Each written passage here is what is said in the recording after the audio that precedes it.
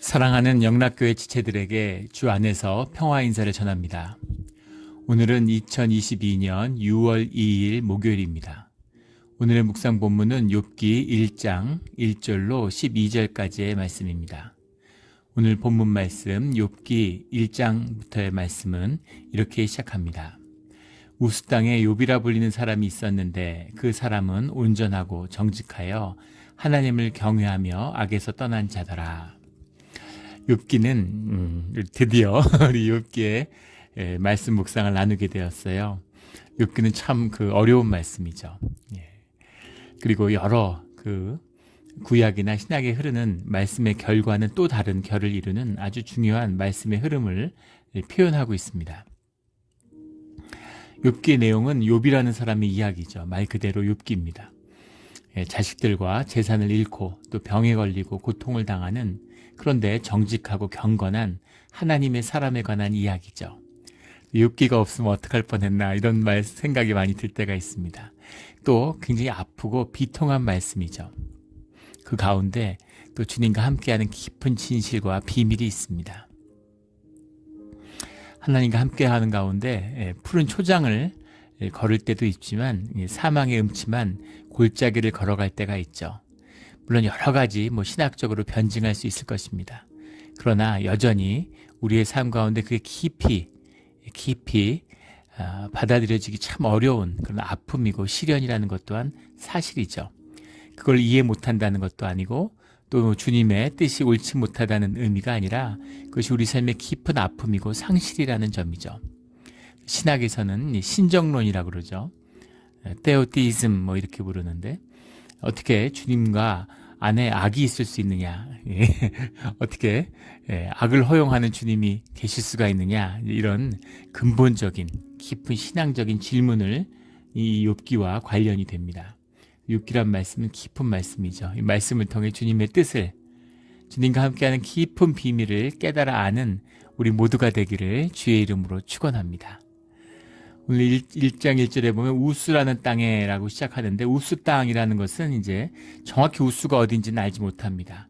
그러나 이것이 에돔 땅이다, 모압 땅이다, 하람이다, 여러 가지 설들이 많은데, 분명하고 공통적인 것은 요단 동편, 이제 가나안과 대별되는 길르앗이라고 부르는 땅이다라는 사실은 짐작할 수 있겠죠. 우스 땅에 욥이라고 불리는 사람이 있었는데 그 사람은 온전하고 정직하고 하나님을 경외한다, 이렇게 되어 있습니다. 우리 여호수아를 읽었을 때 여호수아의 마지막 유언과도 같은 주님과 함께하는 비밀인데, 그 비밀을 그대로 간직한, 온전히 간직한 자가 있다. 어떻게 이렇게 통할까 싶죠. 물론 주님의 말씀이고 한 분 하나님이니까 당연하겠지만 그 말씀이 있는 그대로 나타나고 있어요. 온전하고 정직하여, 우리 여호수아서에서 2번이나 나누었던 말씀이죠. 온전하다라는 것은 이제 끝까지 주님께 순종하는 자다라는 걸 나눴고, 정직하다라는 건 주님 앞에 거짓이 없는 자다. 진실되고 주님 앞에 있는 모습 그대로, 참나, I am who I am, 이런 나의 있는 모습 그대로 주님 앞에 나와 있는 자다라는 겁니다. 주님을 경외하고 악에서 떠난 자다라는 건 주님과 함께하는 자다. 악이라는 건 하나님의 부재죠. 악이라는 건 우리가 생각하는 무슨 악한 무슨 심성 이런 것이 아니라 주님과 떨어져 있는, 주님이 함께 하시지 않는 모든 것이 악이에요. 악에서 떠난 자더라, 그 하나님의 사람 욥이다라고 주님이 인정하는 그런 주님의 자녀인 거죠. 2절에 그에게 아들 7과 딸 3이 태어나니라. 아들이 7이었다라는 거, 아들 7이라는 게 상징하는 것은 그 시대에 주님이 허락하는 현상의 세계, 이 땅의 세계에서 최고의 축복을 받았다라는 겁니다. 이 히브리인들의 전통 가운데에서는 자녀의 축복이 가장 큰 축복이죠.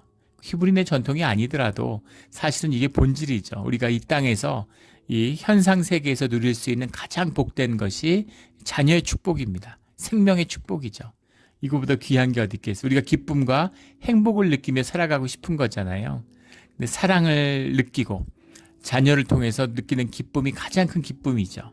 그래서 자녀의 축복이라는 것이 사실은 가장 중요한 축복이다라는 것을 이 히브리 사람들은 아는 것이죠.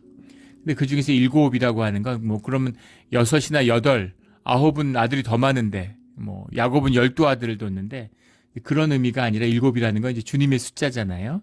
완성의 의미죠. 뒤에 나온 셋도 3, 7 다 주님의 숫자니까 주님이 주시는 온전한 완벽한 축복을 받았다라는 상징적인 의미가 들어있는 거죠. 그 의미는 단순히 많다라는 의미가 아니라 예전에 다 자식을 많이 낳았죠. 예. 뭐 세종대왕 자식이 뭐 한 20명 가까이 됐든 16명인가요? 뭐 정확히 기억은 안 나는데 조선의 왕들을 보세요. 다 20, 30명이에요. 그런데 그런 의미가 아니라 뭐 많을수록 좋다. 다다익선이다. 뭐 그런 게 아니라 7과 셋이라는 건 자녀를 충분히 하나님의 온전한 축복을 더하셨고 그 자녀들이 하나같이 좋은 것이죠. 자녀가 낳았는데 막 가출하고 자녀끼리 불화하고 이러면은 가지 많은 나무에 바람 잘 날 없다 이렇게 되면 무슨 의미가 있겠어요? 그런데 그 7이라는 의미에는 주님이 주신 자녀들, 그 자녀들이 다 축복의 자녀들이다라는 뜻이 들어있는 거죠. 더 바랄 게 무엇이 있겠습니까? 3절에 그의 소유물은 양이 7,000마리요 낙타가 3,000마리요 소가 500결이요 암나귀가 500마리요 종도 많이 있었으니 이 사람은 동방사람 중에 가장 훌륭한 자라. 동방사람이라고 하는 건 요단강 동편의 모든 사람을 일컬는 이야기죠. 그들 가운데 가장 훌륭한 자다. 그런데 그의 소유물이 양이 7,000마리, 낙타가 3,000마리 이런 것이 뒤에 가면 솔로몬의 부를 표현할 때 나와요. 7천이라는 것도 7 곱하기 1000이죠. 1000이라는 것은 10이라는 것이 땅의 숫자인데 10의 3승이죠. 거기다가 7이라는 하나님의 숫자가 곱하여진 것입니다. 7,000명, 7,000마리 내가 하나님의 사람 7,000명을 남겼다라고 그 주님이 말씀하실 때 그런 의미 7,000이라는 것도 완벽한 땅과 하늘이 만나는 완벽한 숫자죠. 3,000도 3 곱하기 1000이잖아요. 그런 의미에서 이 풍요함, 풍부함을 나타내는 겁니다. 뒤에 솔로몬의 축복, 솔로몬의 영광을 이야기할 때 이 똑같은 숫자가 나옵니다. 그런데 왕이 이 정도 소유물을 가졌다고 해도 이 시대에 엄청난 거죠. 엄청난 겁니다. 이 숫자대로 문자적으로 그렇다 그러더라도. 그런데 하물며 욥은 뭐 그런 왕이나 군주가 아니죠. 그런데 이런 부를 가졌다는 건 엄청난 것입니다. 무슨 절대 왕권이 있고 제국주의 시대도 아니에요. 어떤 권위가 있어서 이런 부를 지켜주겠습니까? 지금도 마찬가지죠. 지금 세상을 보세요. 나라가 있으니까 그 나라에서 부가 지켜지는 것이지 나라가 흔들리면 그 부라는 게 아무것도 아니죠. 미국에서 재벌인데 미국이 망하고 달러 패권이 무너졌다. 그럼 다 달러는 휴지가 되고 미국의 정부가 보증하던 내 소유는 다 아무것도 아니죠. 미국이 세계화돼서 지금 세계화가 30년이 지속되고 계속 세계화로 갈 줄 알았는데 세계화가 종식을 고하는 것 같다라는 것에 모든 학자들이 동의합니다. 사실은 이게 처음이 아니죠. 1880년대부터 1910년대까지 그 시대에도 서구에서는 세계화의 시대였습니다. 파리에 있는 그 증권거래소, 채권거래소에서 그 당시에 러시아나 아르헨티나의 채권이 거래됐었다고 그러죠. 서구 사람들의 시각 안에서는 세계가 평화롭고 전쟁이 나지 않고 모든 이해관계가 얽혀 있어서 이제 전쟁은 더 이상 나지 않을 거야. 물론 서구 안에서의 얘기죠. 유럽 안에서의 얘기입니다. 그렇게 믿었지만 그런 믿음 끝에 온 것이 세계 1차 세계대전이었죠. 수천만 명이 죽는 인간의 어리석음. 인간은 늘 경험 가운데 묶이는 거죠. 뭐 지구가 평평하다 뭐 이런 얘기도 하고 뭐 세계화로 지난 3, 40년 동안 이게 영원할 것처럼 얘기했는데 지금 그게 무너져 내리고 있는 것이죠. 그리고 인플레이션의 시대가 오고 세상이 어떻게 될지 알 수 없는 대격변기에 서 있습니다.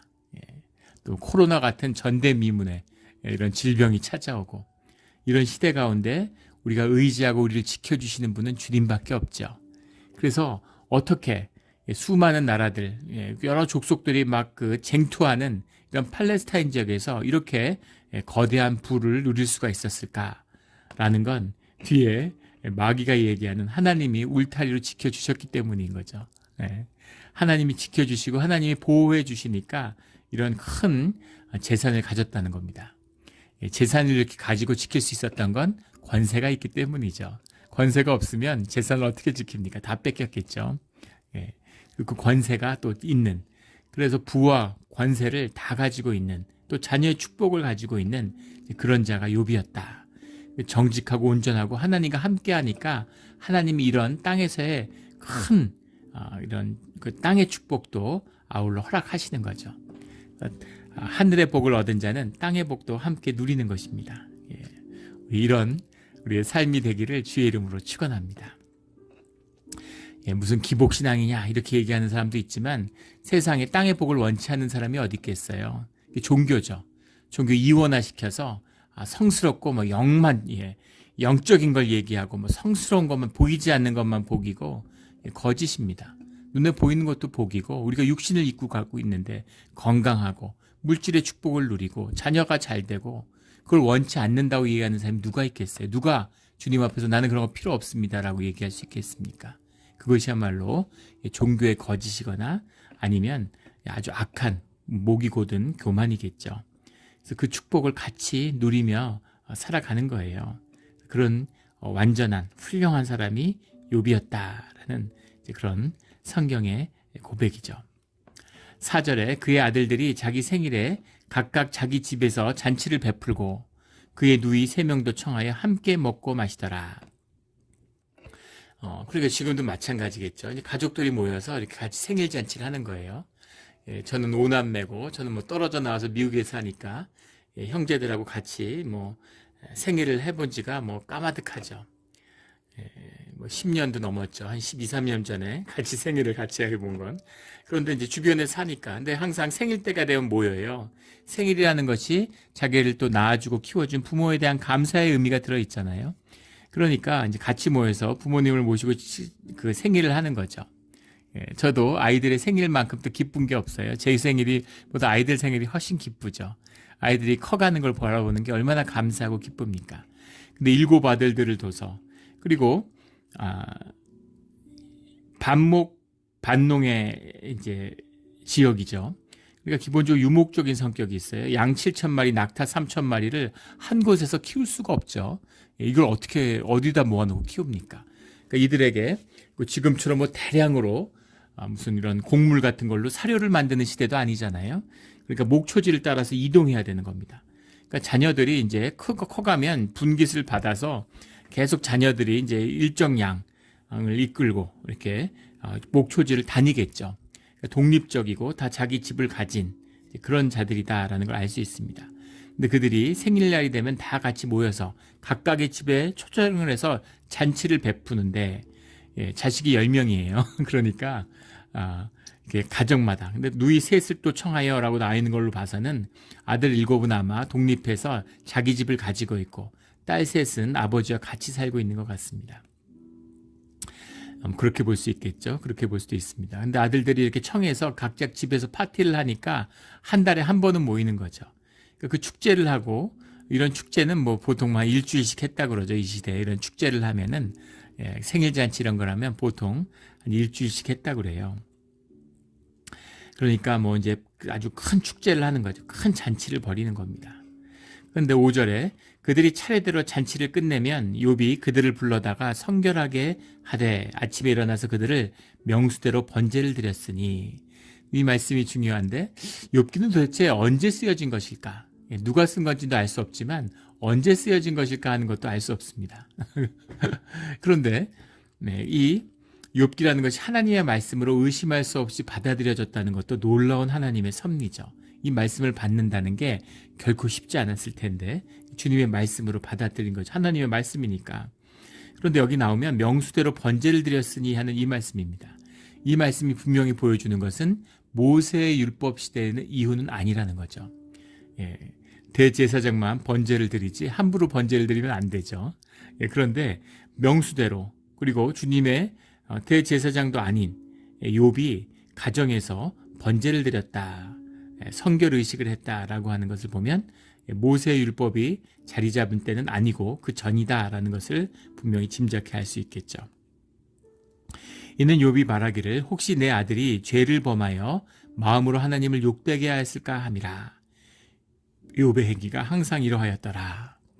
늘 주님 앞에 회개하고 주님의 마음을 헤아리려고 하는 그런 사람이었다라는 겁니다.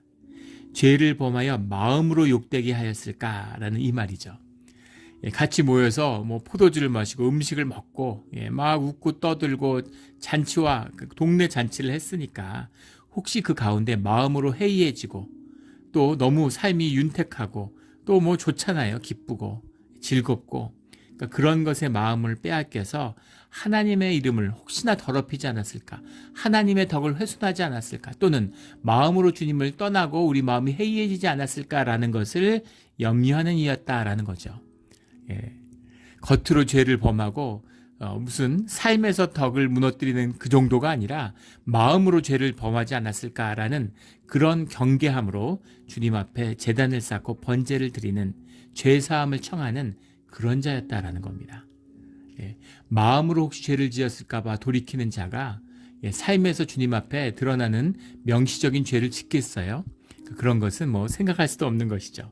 그러니까 욥이 어떤 사람인가? 마음으로 주님을 섬기는 자, 마음의 깊은 중심에서 또 자녀들이 주님을 혹시나 주님께 멀어질까 봐 두려워하는 자, 그렇게 자녀를 키우는 자다라는 거죠. 우리의 신앙이 무엇인가라는 걸 보여주는 게 자녀의 삶이라고 그러죠. 그게 우리의 신앙이다 이렇게 이야기를 합니다. 그런데 욥이 어떤 사람인가? 욥의 행위가 항상 이러하였더라. 삶 가운데 늘 주님께 마음이 가 있는, 주님이 중심이고 주님이 1순위고 주님이 전부인 그런 사람이었다라는 거죠.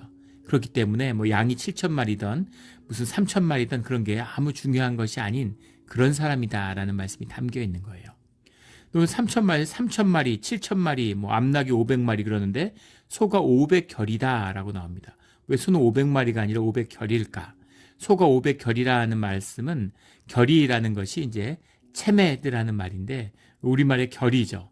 이게 쟁기를 말하는 거예요. 쟁기의 단위입니다. 쟁기가 1결이, 2결이 이렇게 나가는 거죠. 소 2마리가 끄는 쟁기를 한 결이라고 얘기하는 겁니다. 500결이다라고 하는 것, 체메드라는 500결이다라는 건 소가 1,000마리 이상 있어야 되는 것이죠. 엄청난 것이죠. 지금도 소가 1,000마리고 양이 7,000마리면 큰 부자예요. 이 시대에 무슨 다른 부가 없는데 농경시대, 목축시대에 어마어마한 부, 지금으로 얘기하면 대재벌입니다. 재벌이 된 거예요. 그런데 여기 이제 결이라는 것이 이제 한 마리가 끄는 쟁기고 2마리가 끄는 쟁기고 1마리가 끄는 쟁기도 있죠. 그런데 홀이라고 부릅니다. 우리말에서 홀이라고 하는 것. 결이는 큰 거고 홀이는 작은 것이죠. 큰 부를 가졌다라는 거죠. 근데 죄를 범하여 우리 너무나 잘 아는 하타우라는 말이죠. 하타라고 하는 것. 이제 벗어났다, 비껴나갔다 이런 말입니다. 죄죠. 주님에게서 비껴나간 것이죠. 하나님을 욕되게 하였을까? 오늘 욕되다는 말이 본문에 2번이나 나오는데 욕되다라고 하는 말이 이제 후베라크라는 말입니다. 그리고 11절에 가면 주를 향하여 욕하지 않겠나이까? 라는 게 야베라케카라는 말인데 다 바락이라는 말이 이제 원형이죠. 바락이라고 하는 말이 축복하다, 우리가 알고 있는 축복하다, bless, God bless you 할 때 bless, blessing이라는 게 바락입니다. 그런데 이 바락이라는 말에는 curse, 저주라는 말도 들어있어요. 축복하다는 말과 저주하다는 말이 한 단어입니다. 왜 이럴까요? 땅과 하늘처럼 멀리 있는 단어 같은데 축복과 저주 완전히 반대인 것 같은데 사실은 하나인 거죠. 세겜이에요. 세겜이 바로 이 바락과 같은 것이죠. 세겜산 앞에서 주님께 제사를 드리고 세겜에서 주님의 말씀을 듣고 언약을 맺는 세겜하는 그리심산과 에발산의 사이, 그리심산은 축복이고 에발산은 저주죠. 축복과 저주가 눈앞에 있는 겁니다. 축복의 길과 저주의 길이 따로 있는 것이 아니라 하나의 길, 주님을 향한 길이에요. 근데 그 길이 축복의 길이 될 수도 있고 저주의 길이 될 수도 있다라는 것이 여호수아서의 가장 큰 가르침이죠. 오늘 우리가 행하는 신앙의 삶, 교회의 삶과 똑같습니다. 교회가 우리에게 진실이 되고 우리가 삶의 진실과 자원하는 심령으로 주님 앞에 나와서 주님과 동행하는 길이 되면 축복의 길, 신앙의 길이 되는 것이죠. 그것이 나와가지고 신앙을 흉내내는, 내가 거짓 의로 주님의 이름을 더럽히는 종교의 길이 되면 그것은 저주의 길, 그리심산이 되는 겁니다. 에발산이 되는 것이죠. 그리심산이 될 수도 있고 에발산이 될 수 있는 세겜의 자리, 이것이 우리 예배의 자리입니다. 종교를 끊고 축복의 자리로 나아가는 우리의 신앙의 삶, 진실의 삶의 자리가 되기를 주의 이름으로 축원합니다. 6절에 하루는 하나님의 아들들이 와서 여호와 앞에 섰고 사단도 그들 가운데 온지라. 충격적인 말씀이죠. 아마 성경 전체를 통틀어서 그 가장 충격적인 말씀이 아니었을까 싶어요. 제가 처음 주님을 영접하고 성경을 읽을 때 이 말씀을 읽고 소스라치게 놀랐습니다. 굉장한 충격이죠. 하나님의 아들들이라는 건 천사를 의미하는 거죠. 우리 다니엘서 3장 25절에도 나오는 표현이고, 또 그 외에 여호와의 사자다 이런 표현도 씁니다. 창세기, 민수기, 역대상 이런 데 많이 나오는 표현들이죠. 하나님의 아들들은 천사인데 사단도 그들 가운데 있다. 사단도 원래 천사였죠. 주님께 거역해서 하늘에서 쫓겨났지만 사단도 기본적으로는 천사 출신입니다. 하나님의 아들들이 있는데 그 사이에 사탄도 함께 있었다. 사단이 주님 앞에 나오고, 하나님이 우리가 잘못 알면, 종교의 이원론에 빠지면 하나님이 사단하고 싸우는 줄 알아요. 예, 저도 그렇게 알았습니다. 영적 전쟁이라는 건 주님이 악과 맞서 싸우는 줄 알았는데 주님은 악과 맞서 싸우지 않으시죠. 누가 주님과 맞서 싸우겠습니까? 누가 주님을 대적하겠어요? 예, 빛과 어둠이 싸우지 않죠. 빛이 없으면 어둠이 있는 것이고 빛이 임하면 어둠은 사라지는 것입니다. 사단은 주님이 하시는 주님의 구원의 역사에서 한 부분을 차지하고 있는 섭리한 일부분이다라는 것을 만나게 되는 거죠. 악은 사라지거나 없어지는 것이 아니라, 성경책을 처음에 읽으면 계시록이 끝날 때까지도 주님이 악을 다루지 않으세요. 악의 문제라는 것을 해결하지 않으신다는 겁니다. 이상하죠. 악을 박멸하고 악을 없애시면 될 거 아니겠어요?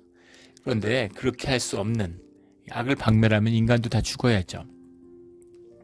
근데 주님이 우리 가운데 성결과 구원을 이루어 가시는, 주의 자녀를 구원하시는 그 구속의 역사 가운데 악의 역할이 있다는 겁니다. 그것을 말씀하고 보여주는 것이 욥기죠. 이건 굉장히 깊은 얘기예요. 사탄하고 이렇게 딱 나누어져서, 사단이 원래 천사였다는 게 뭘 의미합니까? 예. 우리가 하나님을 잘 알까요? 사단이 하나님을 잘 알까요? 예. 여러 가지를 많이 깊이 묵상하게 하는 대목이죠. 그런데 분명한 것은 사단이 주님의 큰 섭리 가운데 있다라는 것은 분명한 것이죠. 뿐 아니라 하나님의 이루시는 선한 역사를 결국은 협력해서 선을 이루는 존재라는 거예요. 그럼 도대체 악이 뭐고 선이 뭘까? 이런 깊은 질문에 마주하게 되는 것이죠. 사단이 주님 앞에 나와서 서 있어요. 사단은 주님을 피해 다니고 주님 앞에 나오면 죽고, 또 사단은 주님을 대적하고 주님의 일을 엎으려고 하는 자가 아니라 주님의 뜻이 이루어지는 가운데 있는 것이죠. 그러나 그가 분명히 악한 자는 악이고 악을 행하는, 그런 저주를 행하는 그런 역할을 하고 있는 자다라는 것도 분명히 볼 수 있겠죠. 7절에 여호와께서 사단에게 이르시되 내가 어디서 왔느냐? 사단이 여호와께 대답하여 이르되 땅을 두루돌아 여기저기 다녀왔나이다. 우리 베드로전서 5장 8절에 가면 사단이 우는 사자와 같이 두루 다니며 삼킬 자를 찾는다 이렇게 나오죠. 이것이 사단의 일이에요. 사단은 사단의 일을 열심히 하고 있는 겁니다. 주님이 허락하신 거죠. 그래서 여기저기 다녔습니다 이렇게 얘기를 해요. 8절에 여호와께서 사단에게 이르시되 내가 내 종 욥을 주의하여 보았느냐? 그와 같이 온전하고 정직하여 하나님을 경외하며 악에서 떠난 자는 세상에 없느니라 이렇게 말씀하십니다. 하나님이 욥을 이렇게 말씀하세요. 정말 상상할 수 없는, 이럴 수가 있을까? 여기서 우리가 오해해서는 안 되는 것은, 욥이 그러면 정말 흠이 없고 온전한 의인이었느냐? 그럴 리가 있겠습니까? 주님께서 의인은 없고 하나도 없다고 분명히 말씀하셨죠. 그가 본질적으로 그의 삶에서 의를 이뤘다는 의미가 아니라 그의 마음에서 주님에게 죄를 범할까봐 주님께 늘 생일잔치를 끝나면 번제를 드리는 자예요. 더 말할 게 뭐가 있겠습니까? 그런 자인데 그 마음을 주님이 받으셔서 주님이 의롭다 하셨다, 의롭다 하심으로 여기셨다라는 그 말씀 그대로인 거죠. 그래서 그가 하나님을 경외한 자고 악에서 떠난 자다라고 주님이 선포하고 그 말씀으로 취하시는 거죠. 그렇게 의인이다라는 의미입니다. 이것이 우리를 바라보고 우리를 품기 원하시는 주님의 마음이죠. 의인으로 받아주시고 주님의 자녀 삼아주시는 자격이 있고 선하게 살아서 그게 되겠습니까? 그게 되겠어요. 그런 거죠. 주님의 정말 한없는 은혜다. 주님이 이런 사랑과 은혜의 눈으로 우리를 바라보시는구나 라는 걸 볼 수 있습니다. 9절에 사단이 여호와께 대답하여 이르되 욥이 어찌 까닭없이 하나님을 경외하리까. 사단이 정말 대단하죠. 주님 앞에 욥이 어찌 까닭없이 하나님을 경외하겠습니까? 라고 질문을 합니다. 이 육신의 존재입니다. 현상의 존재입니다. 주님의 영을 받았지만 기본적으로 육감으로 세상을 살아가는 존재들입니다. 동물적으로 타락한 그런 본능의 존재입니다. 하나님이 좋은 걸 주시니까 하나님을 사랑한다 그러지, 그 하나님을 어떻게 인간들이 좋아하고 사랑할 수가 있겠습니까? 이런 질문인 거예요. 아주 당돌한 질문이죠. 10절에 주께서 그와 그의 집과 그의 모든 소유물을 울타리로 두르심 때문이 아니나이까. 모든 소유를 주고 그 재벌이 돼서 부유함과 또 권세를 주셔서 세상의 권세와 왕 같은 권세와 세상의 부를 다 가지고 누리는데 욥이 어떻게 주님을 사랑하고 주님을 좋아한다고 주님을 섬긴다고 하지 않을 수 있겠습니까? 라는 거죠. 주님을 경외하기 때문에 다 가졌는데 당연히 주님을 경외하지 않겠습니까? 주님이 지켜주시는데 그런 거죠. 사랑하고 교제하고 친밀하게 자녀된 복이 아니라 그냥 종일 뿐입니다. 주님의 축복을 받았기 때문에 주님의 충성하는 그런 존재일 뿐입니다. 라는 거죠. 질문이 좋았어요. 사단이지만 질문 아주 당돌하지만 좋은 질문을 한 거죠. 그 질문에 대한 답을 주님이 우리에게 주시는 겁니다. 사단에게 주는 게 아니라 사단하고 주님이 무슨 말을 논쟁을 하겠어요? 다툼을 하겠어요? 그런 게 아니죠. 주님이 그 답이 무엇인지를 보여주시는데 그 답을 보여주시는 이유는 사단의 질문 때문이 아니라 그 질문이 아주 적절한 질문이기 때문인 거죠. 그래서 그 질문의 답을 주님이 우리에게 세상에게 분명히 증거해서 액션으로 보여주시는 거예요. 이 주님의 답변입니다.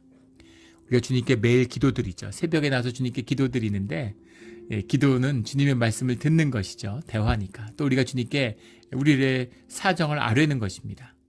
그런데 그 아뢰는 것 속에 가장 중요한 것은 주님에게 질문을 하는 것이에요. 주님께 질문해야 됩니다. 질문에 주님이 답을 해주실 수 있지만 질문이 너무 좋으면 주님이 거기에 대해서 분명한 답을 삶으로 우리가 깨달을 수 있도록 알려주세요. 이것이 주님이 답하는 방식이죠. 주님에게 질문을 했어요.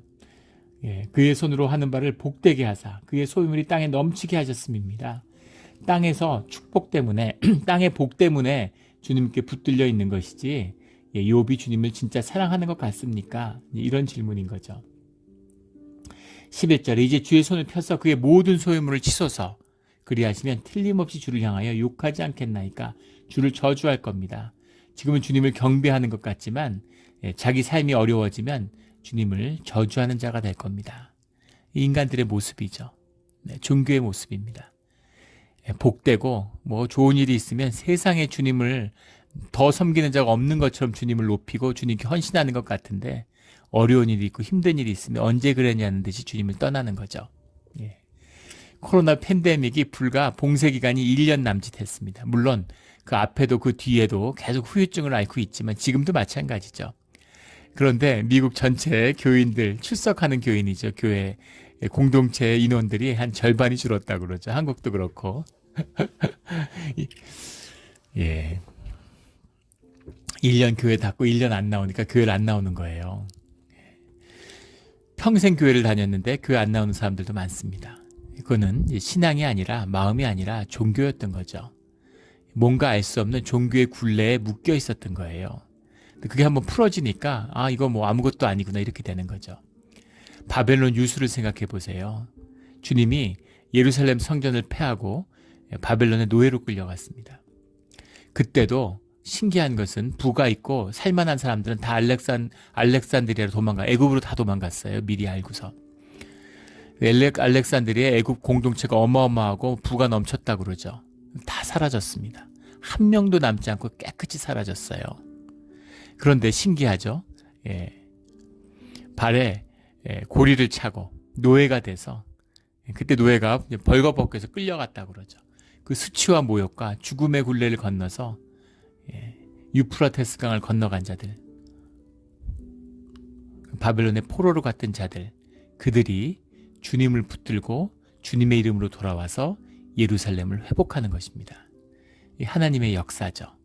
이 고난의 비밀이고 우리 영의 비밀이고 주님의 비밀이에요. 이 깊은 비밀을 담고 있는 것이 욥기의 말씀이죠. 거기에 도전하는 거예요. 소유물을 없애보십시오. 가진 거 다 없애보십시오. 그러면 주를 향하여 욕할 겁니다. 이렇게 얘기하는 거죠. 100에 99은 그러겠죠. 1000에 999명은 그럴 겁니다. 그런데 주님이 그렇지 않은 사람이 있다. 하나님의 형상으로 진실되게 주님을 섬기는 자가 있다라고 그 사실을 분명히 세상에 증거하는 겁니다. 욥기의 말씀은 참 감사한 말씀이죠. 누가 욥의 시련을 감당할 수 있겠어요? 이것을 감당할 수 있는 것도 주님의 은혜고 함께 하심이죠. 우리 주님 안에서 땅의 축복이 아니라 하늘의 복을 받는 주님의 사람이 되기를, 중심을 잡는 우리 모두가 되기를 주의 이름으로 간절히 소원합니다. 근데 여기 보면 틀림없이 주를 욕할 겁니다. 이렇게 얘기하는 바로 이 말, 굉장한 교만이죠. 이게 이제 사단의 본질이죠. 사단이 아름답지 않겠습니까? 사단이 뿔나고 추하게 생겼을까요? 천사였는데. 사단의 지혜가 어떻겠습니까? 천사였는데. 하나님을 모시는 자들이었는데 천사의 3분의 1이 쫓겨나서 마귀가 됐다는 거 아니겠어요? 그러니까 사단이 세상을 쥐락펴락하는 것이죠. 공중의 권세를 잡고 모든 짓을 다 하는 거죠. 사단이 하나님인 척하면 우리가 그걸 구별할 수 있겠습니까? 영광을 쫓는 자들. 그 마틴 루터가 95개 조항으로 당시 그 로마 가톨릭의 그 범죄를 고발할 때 교황을 두 뿔 달린 사단이다, 적그리스도다 이렇게 공격했죠. 두 뿔 달렸다라는 게 하나는 권세고 하나는 부예요. 권세와 부를 가지고 세상을 호령하는 자, 종교의 이름으로, 그것이 이제 적그리스도다 이렇게 비판했습니다. 그게 종교의 본질이죠. 근데 종교 굉장히 영이잖아요, 사단도. 그런데 본질은 교만인 거죠. 주님을 잃어버린 자다라는 겁니다. 중심에 주님께 속한 자가 아니다라는 것이 이 말씀이 틀림없이 분명합니다. 장담하는 거죠. 주님을 욕하지 않을 자가 없습니다 라고 얘기하는 겁니다. 12절에 여호와께서 사단에게 이르시되 내가 그의 소유물을 다 내 손에 맡기노라. 이 말씀이 공중의 권세 잡은 사단의 비밀입니다. 그 소유물, 눈에 보이는 것, 현상, 이걸 다 너한테 맡긴다. 네 마음대로 할 수 있다라는 겁니다. 그래서 사단이 물질의 축복을 할 수가 있어요. 사단인을 만나면 괴롭히고 망하면 누가 사단을 따르겠습니까? 세상의 축복, 세상에서 잘되고 명예를 얻고 뭐 잘되고 이런 거 다 사단의 짓을 꾸밀 수 있다는 거죠. 그런데 그것은 현상의 것이에요.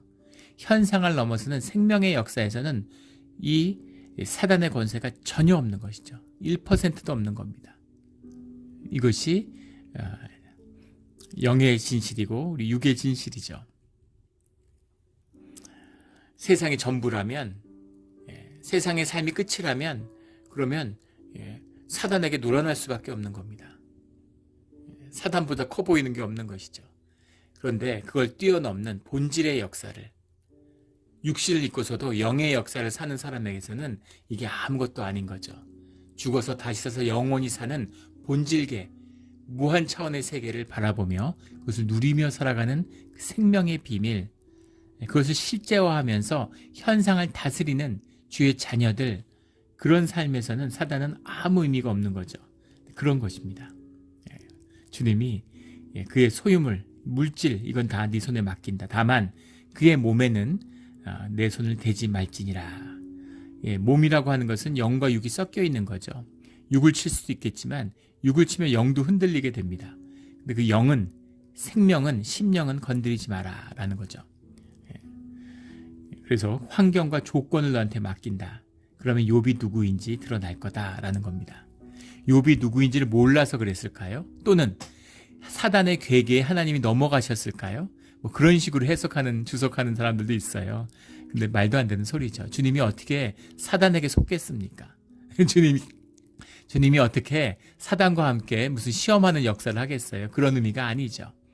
그런데 욥이 누구이며 본질의 세계가 무엇인지를 그 성경의 기록과 증인이 되게 하셔서 우리에게 증거하시는 거죠. 그래서 믿음이, 생명이, 사랑이 승리한다. 이것이 심령의 본질이고 우리 인생의 본질이고 우리가 가야 할 길이다라는 걸 증거하고 있는 것입니다. 우리 주님의 이런 깊은 은혜와 구속의 뜻을 만나서 주님과 함께하는 우리 모두가 되기를 주의 이름으로 축원합니다. 아멘. 귀한 말씀이에요. 이 말씀을 어떻게 잘 증거할 수 있을까? 어떻게 전해도 찰떡같이 알아듣는 역사가, 성령님이 인도하시는 역사가, 말씀의 역사가 함께 하시기를 축원합니다. 아멘. 기도드리겠습니다. 하나님 아버지 감사합니다. 저희가 주님 안에서 말씀을 먹고 자라며 이제 드디어 욥기의 말씀을 받습니다. 어려운 말씀이고 깊은 말씀입니다. 말씀의 깊은 뜻을 깨달아 이것이 능력이 되어서 우리의 삶으로 욥이 만난 하나님, 욥의 깊은 신앙의 길을 깨달아 걸어가는 우리 모두가 되게 하여 주시옵소서. 하나님, 우리가 연약한 육의 존재입니다. 삶의 조건이, 환경이 조금만 변해도 고통스럽고 힘겨워하는 우리들입니다. 그러나 주님이 은혜로 우리를 붙들어 주시고 이길 수 있는 능력으로 함께 해주시고 우리와 함께 아파하며 위로해 주시며 우리의 삶을 회복시키시는 분도 주님밖에 없음을 저희가 알고 주님 앞에 고백합니다. 감사합니다. 오늘 하루를 주님께 올려드립니다. 감사하며 예수 그리스도의 이름으로 기도드렸습니다. 아멘.